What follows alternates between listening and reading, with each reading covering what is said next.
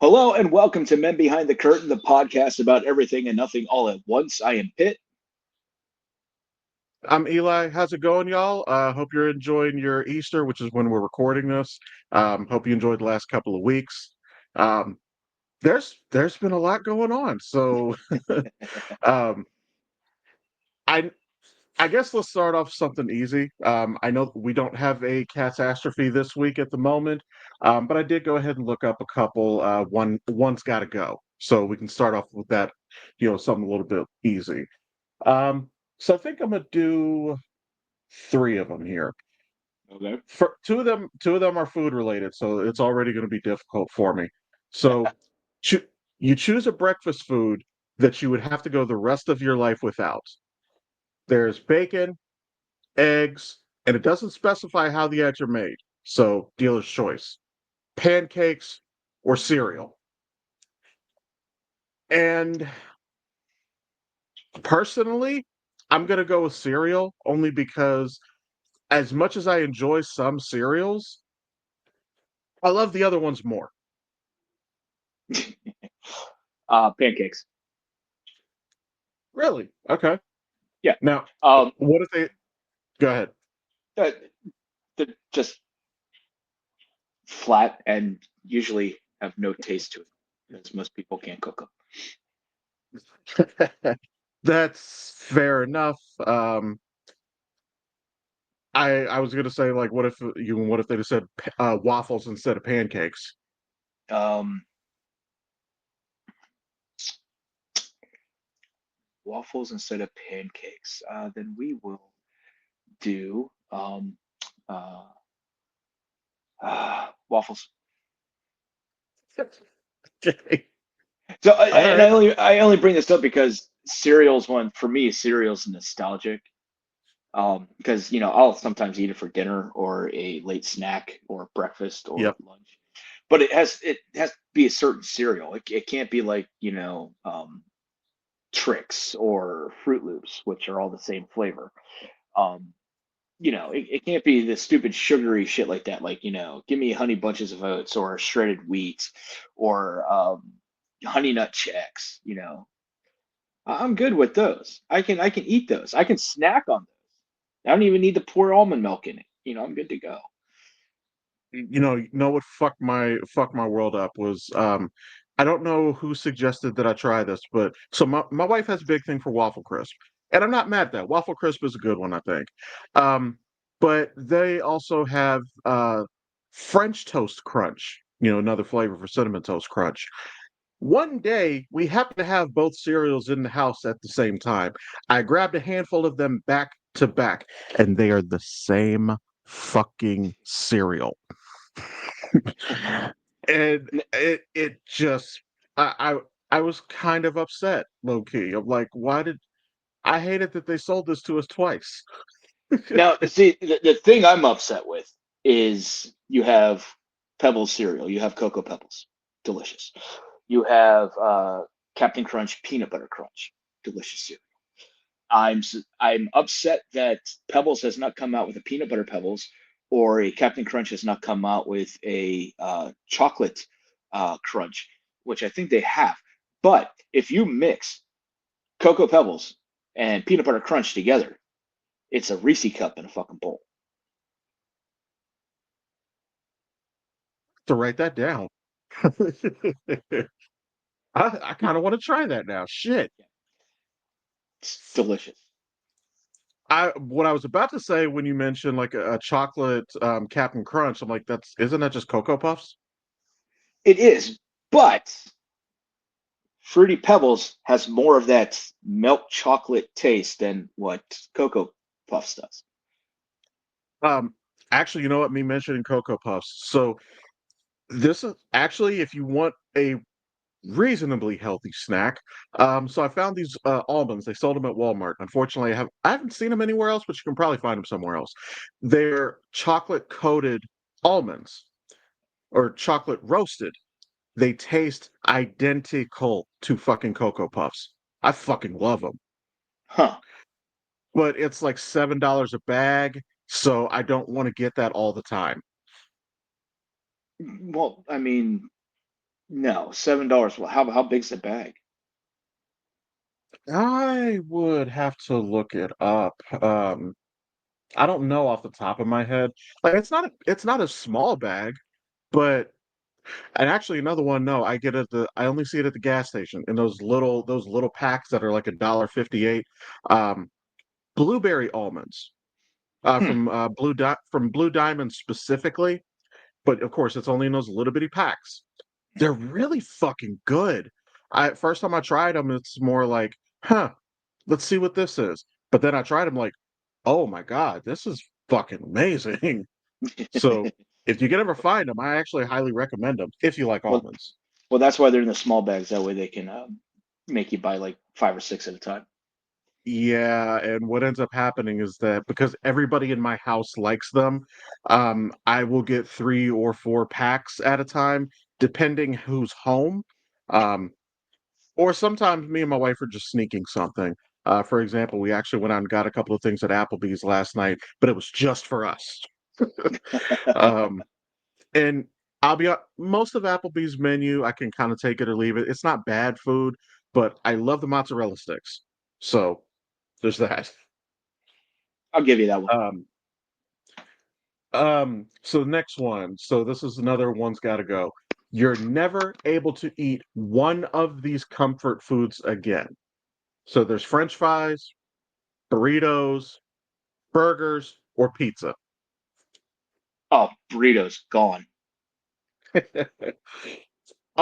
Honestly, I would probably say burgers personally, and this has more to do with what I was fed as a child and what I developed a taste for. I've had burgers that I like, but I don't care. Well, I mean, I was fed those crappy burgers as a kid too, which made me learn how to cook and make good burgers and stuff like that. But for me, burrito, even if it's a frozen one or comes from a Mexican restaurant like Chiapas or one of the good ones. I'm not talking like shitty places like Taco Bell. Um, yeah, you're putting too much shit in it, shit that I'm either allergic to or shit that I don't like. I'm sorry, black beans, fucking disgusting. Refried beans, good. Black beans, bad. Fair enough. So this last one, personally, I have two answers to this one. So one of these television shows has to go, and these are all considered like top tier shows.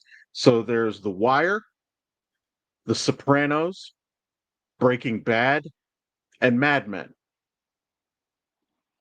Oh, I have two answers to that too, and it's the bookend shows, The Wire and Mad Men.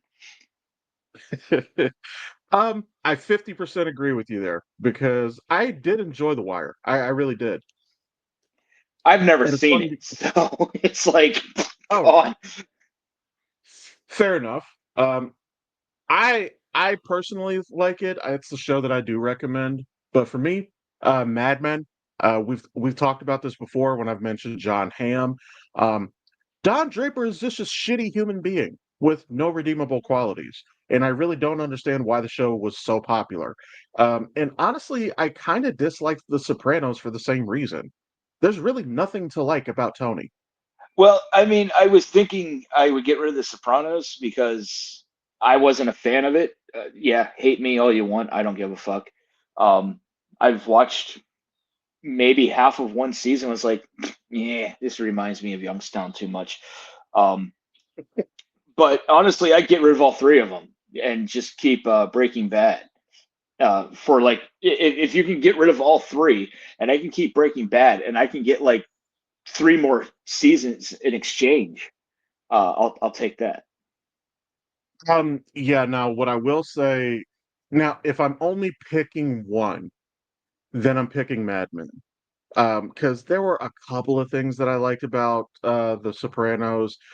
His nephew, Christopher, played by Michael Imperioli, he was actually an entertaining character. Um, he was a fucking junkie, and it eventually is what got him killed, kind of. Um, but he was an interesting character. Um, but yeah, if I could only keep one of those shows, Breaking Bad, I'm not even hesitating. out of that. Um, Yeah. and what I loved about that show, it actually showcases not only Bryan Cranston's acting ability, but also Aaron Paul. Because so with Bryan Cranston, I love the arc that you see with his character. In the first season, it's a little bit more of a dark comedy, and you can see a lot of the same comedic elements that he used in Malcolm in the Middle. But by season two, Hal is gone. There's none of that left.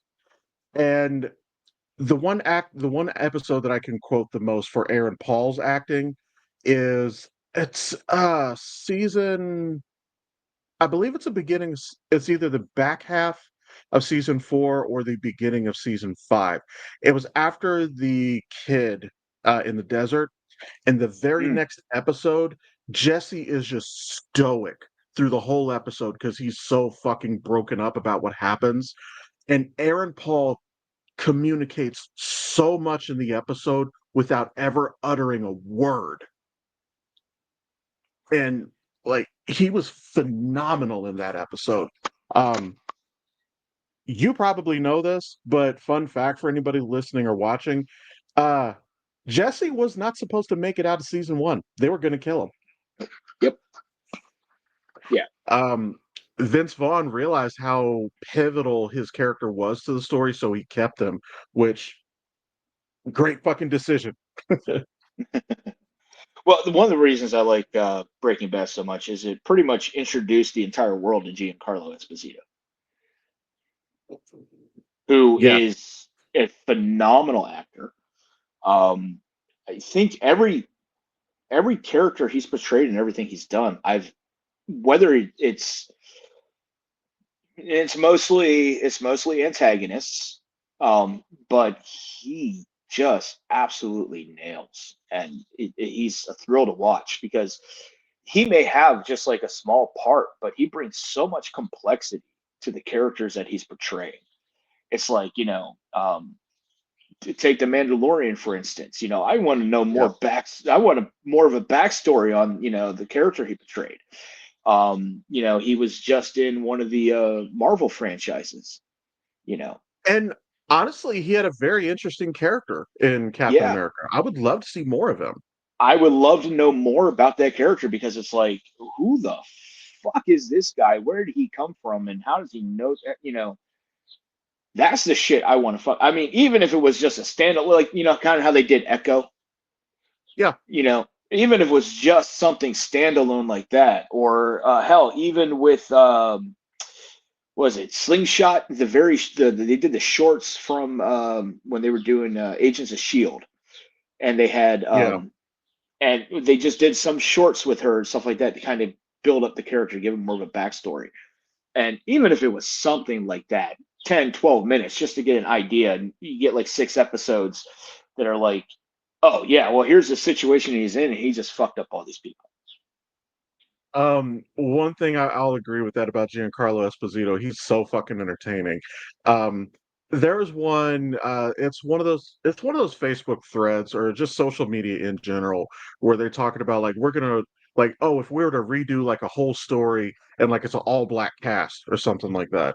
Um, Giancarlo Esposito in the all black Harry Potter, fuck you, Rowling, you're a cunt.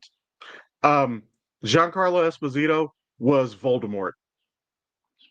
You know what? I'm not mad. I'm not mad at No, I would not be. I was like, I can touch you now. it. Yeah, like I'm absolutely not mad at that at all. But I I, I'm guess gonna have what I'm gonna have to go on AI now, and and be like, make Giancarlo Esposito say like, it's like Harry Potter, the boy who lived, come to die. but you know what? I'm going to use that. We'll segue into. So there's been a lot of news over the last couple of weeks, both entertainment and politics. Which all the politics is a shit show, and we'll probably touch on that at some point. Um, so one bit of news that I really liked this theory. Um, Going back to what we talked about before with the Rings of Power. You had the theory before that Alfarazan, the now leader in Numenor, could potentially be the Witch King, and it's not a bad theory. Um, like I said, I noticed the sword that he was using. The Morgul blade is an inverted version of that. His hilt goes upward, the Morgul blade goes downward on the hilt. So Alfarazan becoming one of the Nazgul, it 100% could happen. It would be really fucking cool. However, there was one fan theory. I didn't read the article because I didn't feel that I really had to read the article, but they suggested the wizard in Rune. Huh. Okay. That could be really fucking cool. Because, mind you, he is the Witch King of Angmar. That means he is practiced in magic. And this guy, he's not an Astari, he's not one of the wizards, but he does at least appear to have some magic's ability. Um, and also, one thing that the movies kind of misled about with the Nazgul is the movies tell the story about the Nazgul were 9 kings of men given rings. That's not actually true. Some of them were kings, which is again where Alfarazan still makes sense. Um, some of them were just very powerful. Some of them were sorcerers. So this would not be a stretch. And since they can only follow the Silmarillion a little bit, they can't be accurate because of contracting reasons.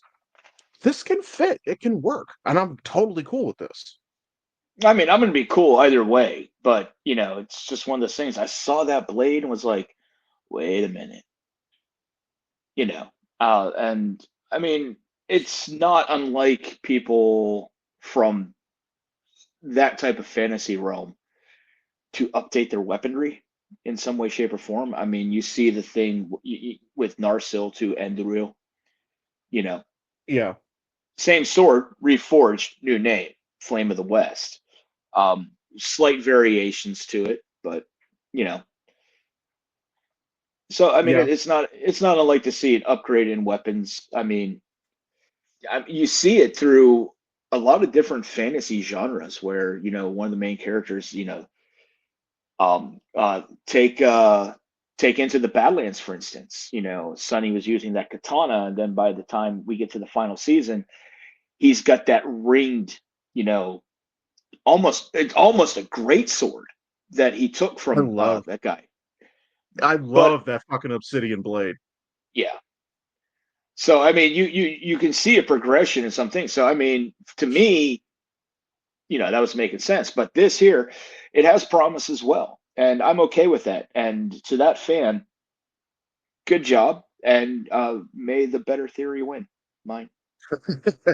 I will say one thing that I think lends credibility to your theory about Alfarazan is that in a lot of different stories, and even like biblical lore, this is a thing. They invert it as an evil version. You see in movies all the time. The upside down cross is more of a demonic thing. In Lord of the Rings, the orcs were created from the elves. It was a perversion of the elves. Honestly, I think the Nazgul's winged steeds, the fell beasts, are corrupted eagles. Like, Okay. because, well, that's the thing. In the Silmarillion, Morgoth, the original Dark Lord, the one who was, Sauron's, daddy, he, with all of his power, cannot create. So that means he has to take something that already exists and twist it. Um, so that begs the question, where do dragons come from? Maybe dragons were the eagles. I don't know. Um, maybe the fell beasts were eagles. Um, it kind of begs the question, where the fuck do trolls come from? The only one I have the answer to is Balrogs. We know what that is. Those are Maiar. Um, which I know I told my son about that because when we were watching Lord of the Rings, I'm like, this is actually like it's a very subtle hint at how powerful like Gandalf really is. Because for those of you who are not fans of this, the Astari, they're shackled. They don't have access to their full power because they were never supposed to be in leadership positions. They were supposed to be guides and counsel. So much of Gandalf's actual power is gated even to him. But the fact that he was able to take down that Balrog still says quite a bit. Um, Moving on to a couple other TV news here. You pointed out I had no idea Peacemaker was about to drop season two. I had no idea it was even in production. Um, I'm all for it. We've talked about this before. I fucking love John Cena in this role. Like Yeah. he's at his peak performance when he's purposely a little cringe. Um, So I'm excited for this. I have no fucking clue who's supposed to be in this. I kind of don't care, honestly. Like just keep doing what you were doing. Um, I want a new dance number to Wigwam. You know, do you really want to taste it? I wouldn't be mad at that. And actually, I need to go back and watch the end of the previous season because I don't even know. I don't remember if all of the cast members survived. I really don't Um, remember. The I know the blonde lady, she got shot and he's like carrying her off, but she didn't die. right. No, I think the main. I think they all made it out, if I remember correctly. Okay. Um, Now that we know that we've had the reboot, the way that we got the Justice League cameos at the end, that's not going to happen again, at least not with the same actors. Because now we still don't know the fucking status of Ezra Miller. He still won't Uh, announce that. well, I don't know what they are actually doing or anything like that. So, um, I I think Ezra has been outed, like removed from the DCEU. I think Probably quietly. yes. But given the Flashpoint timeline, there's always room to move somebody else in there. Yeah. And honestly, the Flash with DC, Kang with Marvel, they're probably the easiest fucking characters to recast because it is in their built-in inherent nature to jump timelines. So of course it's not a stretch that they'll change faces. Um and I really don't I like Jonathan Majors as an actor. I think he's done good work. I've heard that he actually may have gotten railroaded a little bit in that legal case. I don't know. I haven't done my homework on it, and I'm not diving into that rabbit hole. But if you're going to out Jonathan Majors, which I understand their reason for it, you didn't have to hang everything on Jonathan Majors. We've already established three different Spider-Men. We've Yes. already established that we know, like with help, Robert Downey Jr. Now, granted, we don't know if we're ever going to see Doom's face, which if we don't see his face, that actually still tracks for Doom. Um, but the Fantastic Four, we already know this is an alternate universe version, so that means that actually, you know what? Fuck it. We had John Krasinski as Mr. Fantastic, Yep. so we're already putting different actors in different roles, or in the same role. So they didn't have to hang everything on Jonathan Majors. That was really bad planning on Marvel's part. That was a mistake, I think. Um, but for the horror fans, a little bit more TV news. So I talked about before, I love the Mike Flanagan shows on Netflix. So we're talking about Midnight Mass, we're talking about um, Haunting of Bly Manor, Haunting of Hill House, and The Fall of the House of Usher. I fucking love Fall of the House of Usher. Have you seen that, by the way? Still haven't seen it. Highly recommended. The overall story is the title, Fall of the House of Usher, but each individual episode is its own Poe adaptation. Um, Mosque of the Red Death, Rue Morgue. I forget the actual title of it. I know Rue Morgue is one of them. The Pit and the Pendulum, and of course, The Telltale Heart is one of them. Telltale Heart was a really good one. Um, the Raven wasn't a full-on episode, but they did adapt it, and it was staring me in the face the entire time because one of the character names is Lenore, and it was staring me in the face the entire fucking show, and I didn't see it until right at the end. I felt so stupid. But The most popular thing ever written by Poe, and yeah, just um yeah, but where I was going with that, so that same guy, Mike Flanagan, he is getting he is now apparently moving from Netflix to Amazon Prime. He gets to adapt Stephen King's Carrie and The Dark Tower okay. Dark as shows. Dark Tower, I can get behind. I mean, seriously, because just the complexity and everything that went into that novel itself. I mean, nothing against. I love Idris Elba, Matthew McConaughey, but I do not like the film adaptation of The Dark Tower. I feel it fell short. There's so much in that book that was missing from what, an hour and 30 minutes. Um, My but as a show, holy fuck. I mean, lot of potential. that's gonna be something to rival Stranger Things and the House of Asher, which is gonna be the new Spartacus spinoff that's gonna be coming out. Finally. Yeah, probably even to rival and I just found this out like the other day, that the entire cast of Grimm is on board to doing kind of a Grimm miniseries movie type thing to continue that story after where Grimm had left off. Okay, okay. Um, my only thing, like with Carrie, I will watch it because I have not seen Mike Flanagan miss yet. His shows I thought were phenomenal. Midnight Mass was a slow burn. It does take a little bit. The first two episodes were kind of boring, but then ended on a cliffhanger to keep you coming back. And then by the third episode, the shit just got good.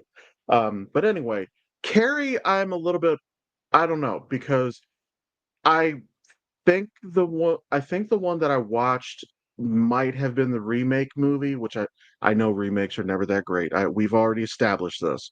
But what I know of the story, it feels like it's going to play out a little bit like 13 Reasons Why, because it's a build up and then she just finally fucking snaps. Yeah, So, see, and that's what I was going to bring up is like my concern for that is it's going to go the way of 13 Reasons Why. Because if you look at the first season, fucking phenomenal. And then the next seasons after that, and I get where they were going with it, and I applaud them for going that direction. But it was one of those things is 13 Reasons, it stopped, you know, at the end of, you know, the first season. And yeah. I'm afraid that's something that's going to happen with Carrie because the final episode is going to be the dumping of the blood and stuff like that, and her you know going that route. Well, Carrie, I think, is going to be a limited series, so I don't think that's supposed to be a long running thing. It's just going to be the one mini series. So Okay. if you do that in 8, 9, 10 episodes, that can be really, really good. I just feel like she eventually, it's like an abuse, mental and physical abuse, both at home and at school, and it eventually, the pig's blood was the straw that broke the camel's back, and it just seems like the same formula that 13 Reasons Why used. Obviously, Carrie is a much older story, but with how recent and how popular 13 Reasons Why was, I feel like it's going to draw those comparisons. So that's my only thing about it.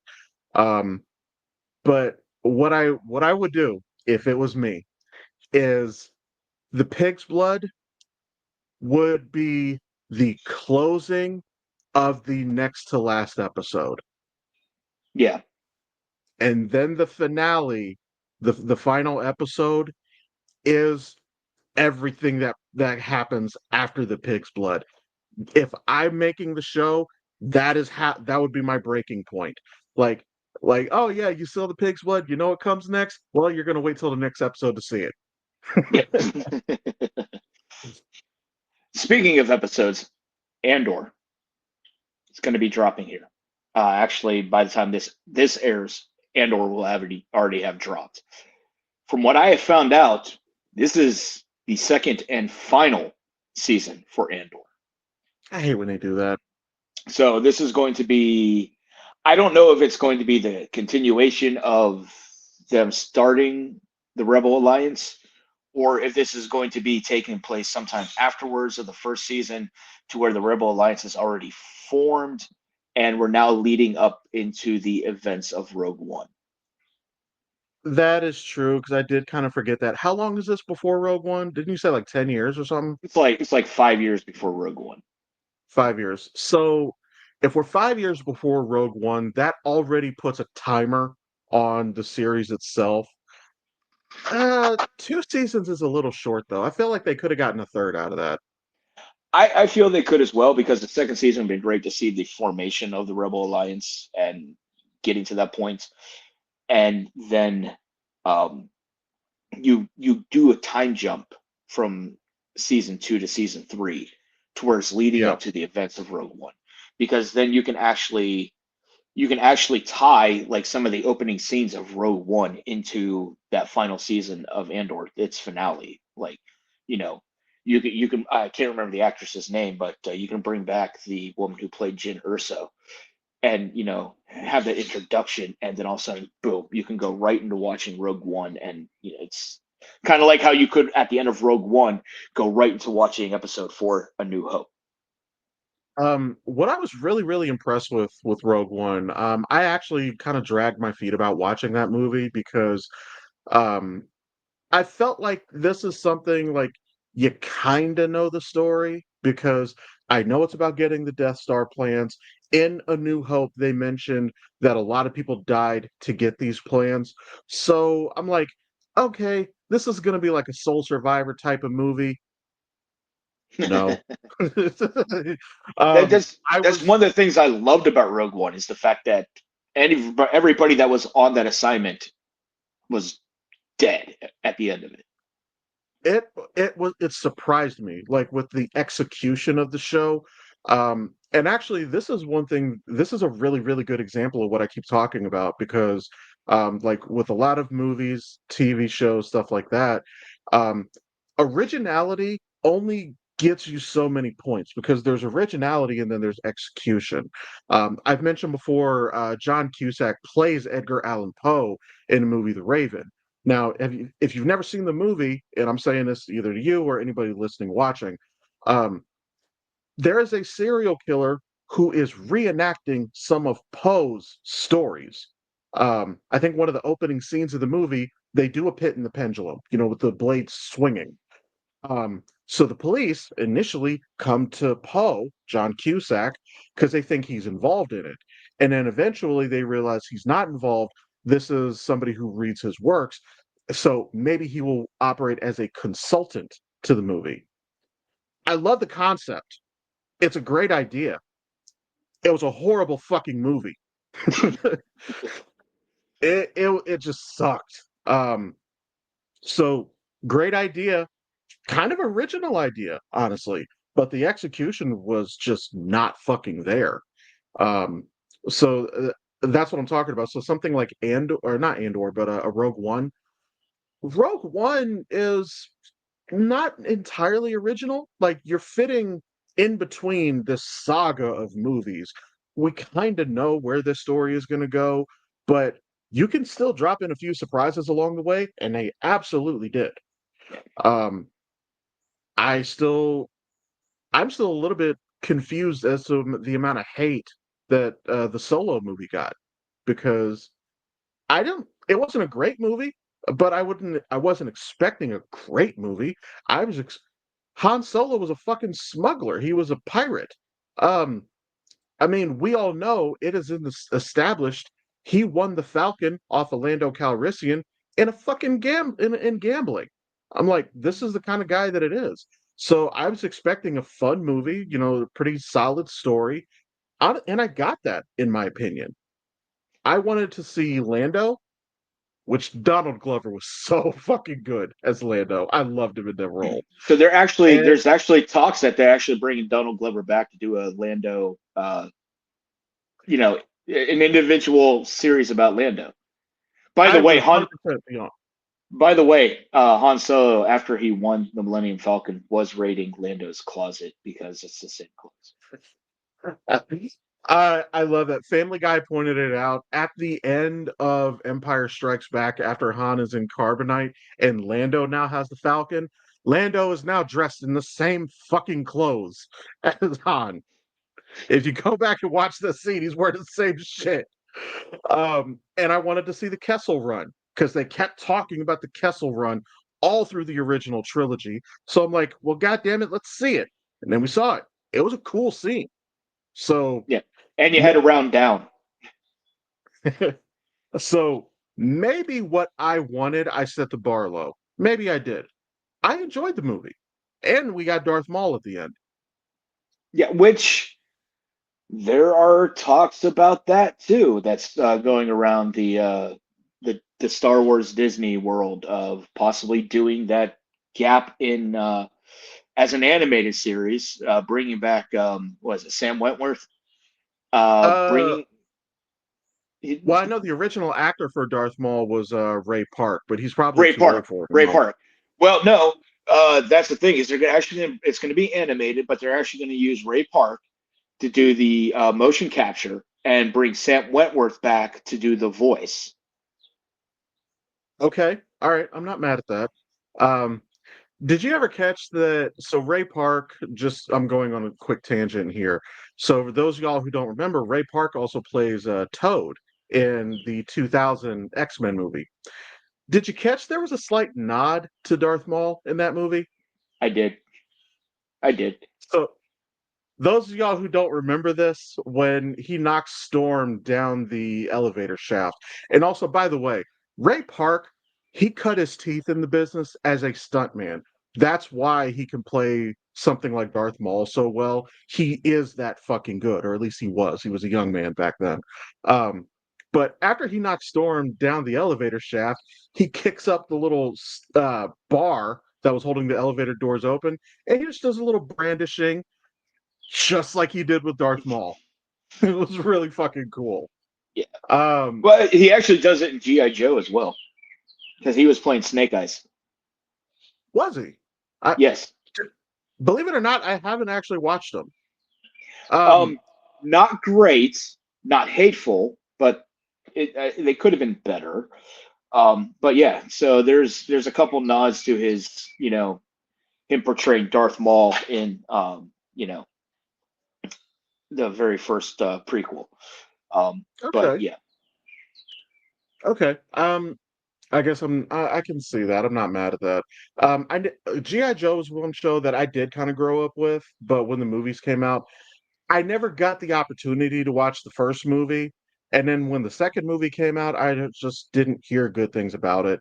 Um, although I think that's one Marlon was a part of.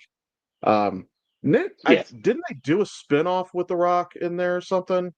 Um, of GI Joe, no, but he is in the second movie. Okay, maybe that's what I'm thinking of.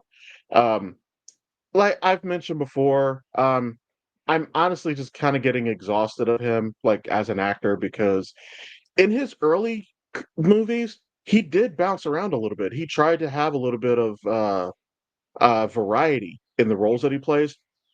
He stopped doing that a long time ago. Yeah, Like it's the same character every movie. basically. And now, don't get me wrong, some of them are entertaining characters. Uh, especially, I understand why they did a spinoff for Hobbs and Shaw because him and Jason Statham play off of each other fucking magnificently. They really do. So, but I mean, the movie just didn't. And honestly, with Idris Elba as the villain, that sounds like a win, but it just didn't pan out that way. No.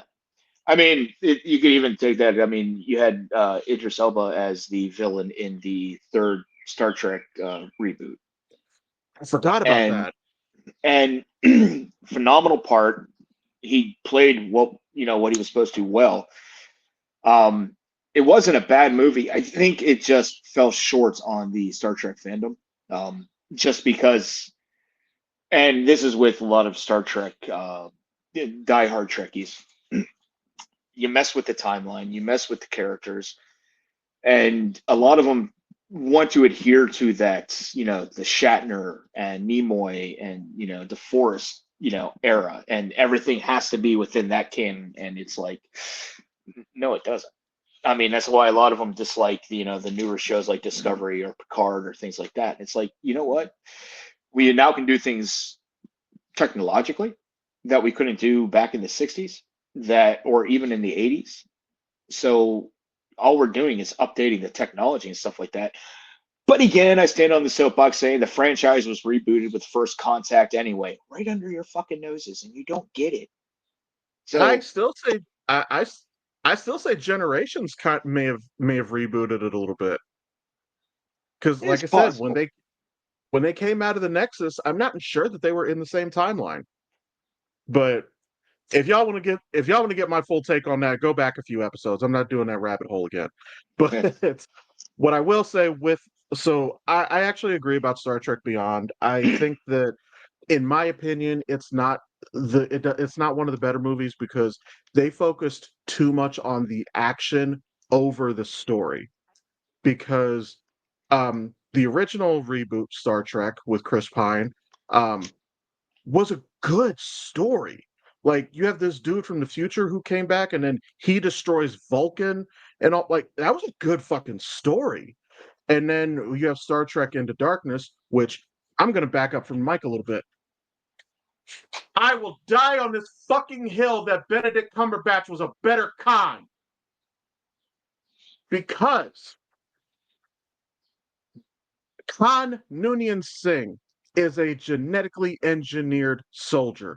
Ricardo Montalban was a phenomenal actor. He was a charismatic character, but a genetically engineered killer is not charismatic. He is a cold son of a bitch. And we saw Cumberbatch crush a dude's skull with his bare hands. If that's not fucking cold, I don't know what is. No, I actually agree with that. I liked Cumberbatch's portrayal of Khan more than I like Ricardo Montalban's. They're very different versions of the character, but I think that it works better. I know a lot of fans will complain that, and me and you have talked about this before. This is kind of how we got to talking about how First Contact was a soft reboot under our noses. Um, yes, if you want to say that Benedict Cumberbatch was a whitewashed Khan, you would be correct in that, and I'm not going to fight you on that. However, that movie came out in what, like, '04, something like that, Somewhere around there, maybe a little bit later. yeah. So Khan Noonien Singh in Star Trek Into Darkness effectively was a terrorist, a ethnically accurate Khan in in a terroristic role was not good for optics at the time that movie was released. So for optics, making it a white dude was a better idea. Um, Yeah. Speaking of white dudes as the villain, we actually saw Sinners over the weekend, Oh shit. Friday. Um, I have made the argument, and I still believe this argument, that as far as movies are concerned, Christopher Nolan, I do believe, is one of, if not the best storytellers working today. However, Ryan Coogler is right fucking there with him. And because Ryan Coogler, mind you, Fruitvale Station, Michael B. Jordan, uh, um, Black Panther, also Michael B. Jordan, Creed, and now Sinners. First off, him and Michael B. Jordan do all of their best work together, kind of like DiCaprio and Scorsese. Like some of Scor- the Scorsese films that DiCaprio has done have been his best fucking roles. I realized that DiCaprio won his Oscar for what was it? The Revenant, was that the title of it? Yeah, But the one with the bear. Yeah. my favorite roles that he did was like The Departed and Shutter Island. Like Shutter Island was fucking amazing. Shutter But Island is anyway, one of my favorite movies. yeah. Ryan Coogler is probably one of the best storytellers working right now. I would say he's right up there with Christopher Nolan.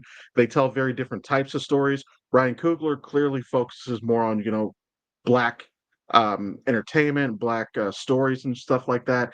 And honestly, I kind of loved that the white dude was the villain in this movie because, god damn it, the shoe's been on the other foot way too fucking much. um, but no, if I was sold on it just because of Ryan Coogler, Michael B. Jordan horror movie.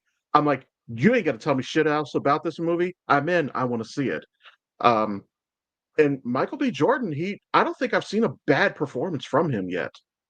Like the way that me and you have talked about, like you have certain actors like Samuel L. Jackson or just certain actors that when you know what you're going to get out of them. I think in 10 years, 15 years maybe, Michael B. Jordan is going to be in that category. I don't think I've ever seen a bad role from him. Even in a Um, subpar movie like Without Remorse, the movie I, wasn't great. so Michael B. Jordan, I'd actually put him in that category now. I don't even think we have to wait 10 years. I mean, he's like one of those people that you can take like certain movies that you see, like Vanilla Sky, for instance, with Tom Cruise or something like that. I'm of the mind that thinking if you take Michael B. Jordan, you put him into like that romantic drama of something like that, or honestly, I would like to see a remake of Hitch, and you put Michael B. Jordan in that role. Honestly, he could kill that role. Um, Speaking of which, you know that he's supposed to be doing a sequel to I Am Legend. Really, The sequel that he is doing is please. using the director's cut ending. Okay, I was gonna say, please tell me it's more book accurate. Um, well, it already can't be book accurate because they kind of ruined that in the first movie. But in the first movie, Will Smith's character in the director's cut, his character survives because he gave the vampire back to them and they let him be. Um, so Michael B. Jordan's movie, the sequel, is going off of that ending. Okay, And I guess he's still playing that character, Neville, I think. I yeah. I don't know. Details are a little bit thin, but I want to see it. Um, I'll definitely watch. I mean, for one, I actually did like the movie I Am Legend. It was entertaining, but to see the continuation of that, because I mean, okay, where he lives, goes to the that compound or whatever, yeah, but you still have everything that is taking place outside world. So how does that civilization rebuild? How, kind of like how they did in for Independence Day 2, where you actually see them progress in their technology, try to rebuild the world, create new tech, yeah. new advances, all the innovation. That's the shit I like. It's like, okay, we now have all this alien technology that's fallen all over the fucking planet. How do we use this to our advantage? And guess what? We get fucked again because now the aliens are pissed and they'll be like, you know what? No, fuck you. We're going to come again. Although I will say, I think I would have actually preferred to see a book accurate version for I Am Legend. So, just a spoiler alert for those of y'all who haven't read it. It's a short story. So even if you don't like, if you don't have the temperament or patience to sit through a long book, this is a novella, so you can blitz through it pretty easily. But where the title actually comes from, I Am Legend, he realizes that the vampires have rebuilt their own society.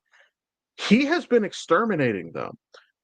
Much like the early seasons of The Walking Dead, where they kill every fucking walker they come across.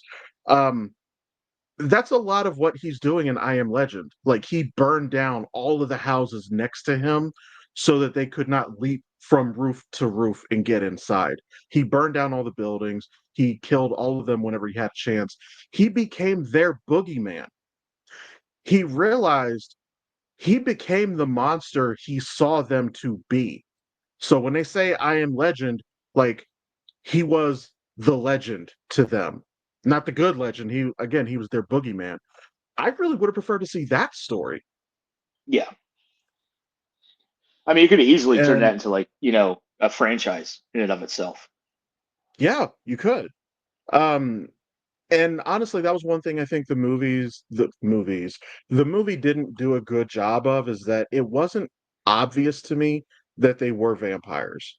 Um, I mean, yes, we did see that they were a little bit sensitive to daylight, but I guess it's a little bit more reminiscent of the old Nosferatu type vampires, which hasn't been a thing in like 60 years in movies. So I don't know if the way character design was the right decision, essentially, for at least for how they were portraying it. And you don't see the fangs, nothing like other than he broke a vial of blood as bait, and then they're sensitive to daylight. That's really the only things that they tell you about them being vampires. That's really all you get. So the movie could have done a better job of that. Um, Yeah. but one other thing I'm just going to show, since this has just been all entertainment news, which I'm fine with that. Um, so I actually found an article. Apparently, a bunch of sequels that are on the way right now. Not all of them are ones that I actually want, to be That's honest. supposed to be Green Lantern. No, I don't think so. Because I know that they're doing Green Lanterns, but so we have another Matrix on the way, which I don't think is a good idea. Um, I didn't Not unless they recast it and go with like, hey, this is all program anyway. Now we have a new Neo. honestly, that's about the only way I can see it working. Um, and but yeah, so oh yeah, Dimensions Minecraft movie here. Me and my son saw that yesterday. It's actually kind of a fun movie, honestly. But it's I'll wait until one of the children are really wanting to watch it on streaming services before I sit down and go smoke a cigar. it's Jack Black and Jason Momoa, and I think that they can be hilarious when they want to be. So I was like, I might get some value out of those. But anyway, so we're still gonna do another Matrix. I don't know why. I really no. And they even mentioned that it was a financial disappointment. Although yes, it was pandemic. Um, moving on, another Beetlejuice. I don't want this because I have finally watched the new Beetlejuice about a month and a half ago. I think I talked about it here. Other than now, Michael Keaton's Beetlejuice is still amazing, but if he wasn't in the scene, I didn't give a fuck. I didn't care about any of the characters. Um, those of you Goonies fans, so you're getting two sequels. Well, yeah, Goonies, getting another Gremlins. I kind of think it's too little too late for both of those franchises. And I thought there was more here, but and Leave Goonies alone. oh, Just leave Goonies alone. and I think the video that was playing that was embedded here was talking about some of the other ones. It was just showing Sean Connery and Highlander, which we already know about. I'm excited for that. I think Highlander is how you should do your reboots because the majority of audiences don't remember Highlander. And those of us who do remember Highlander, we know half of the movies were dog shit. So this, I think, is a quote proper reboot. I saw in the video a little bit ago they showed Wesley Snipes' Blade. I I mean, we already know Mahershala Ali is supposed to be doing that. That's just been in production hell for like 5 years now. Um, but yeah, so just some of the other ones. Let me. All right, I'll go ahead and play the ad just to see what else pops up here. Um, speaking of which, I'm actually going to do a test here because I think this laptop can handle it. The last time I tried to do a blind react, how it was so sketch and everything, I think this laptop could actually handle it, so we might see about reincorporating that in the show. Oh yeah, I don't remember that scene with Duncan, like that black and white one. Um, But I'd have to go back and rewatch the shows. It's been a long time. I think the show, in and of itself, just took a dive after Richie died. Like Yeah. after Richie died, the quality of the movies just took a nosedive for me. Um, I kind of want to see um Henry Cavill use that sword, the McLeod sword. Oh yeah. At least once. At least Um, once. yeah, I don't know if I'm just used to it because of what we see him with The Witcher. I'm 100% certain the reason he got the role is because of The Witcher, and we see him handling a sword. But I think he's good with the fucking broadsword. Yeah. So I guess this video is just gonna stay on Highlander forever. Looks Okay, that we way. know about Superman. We already know Yeah. about Superman. Not worried about Superman anymore. I've actually heard some of the test footage didn't do so well, which that concerns me a little bit because I want good things out of this James Gunn universe. Um, I know that I saw an article, but I didn't share it. They have shown um, what's her name? Supergirl. Last name was Alcock. Fuck. She was young Rhaenyra at the beginning of House of the Dragon. Do you Oh, remember her first name? I want to say Alicia, but that's not right. I almost said Missy, but I don't think that's right. But so she's going to be playing Supergirl, which I'm I'm approaching with hopeful optimism because I've never seen her act in anything other than House of the Dragon. So I don't know what her skill set looks like. But they showed her suit. It's essentially the classic suit with a skirt, the same one we see Mhm. Melissa Benoist wear in most of the Supergirl show. So, eh, I don't I'm not know. excited about it. I'm kind of partial to the Supergirl from the Flash. I loved her in it. I am very disappointed that she's not coming back. And I love the suit, with the red going up the shoulders and everything. That was an awesome suit. And honestly, I I don't like the skirt. Like like if you take Wonder Woman, I understand the skirt is just kind of what she always wore. And in Gal Gadot's Wonder Woman, even the skirt is a little bit armored, I guess. But from a practical standpoint, why the fuck is she wearing a skirt? It doesn't make sense. Yeah, she looks more like a fucking cheerleader. You're not wrong.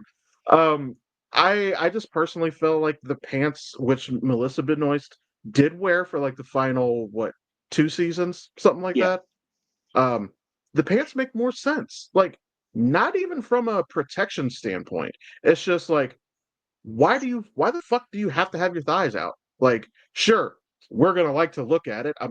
I'll be transparent about that. But like, why? yeah. But I think that'll wrap it up here. So we do appreciate you guys sticking around. As always, feel free to check us out on Facebook. We do want to try to get those likes up. As always, may the best of your todays be the worst of your tomorrows. Um, but yeah, and you can go ahead and do your sign off. Take care, everybody. Y'all have a good one.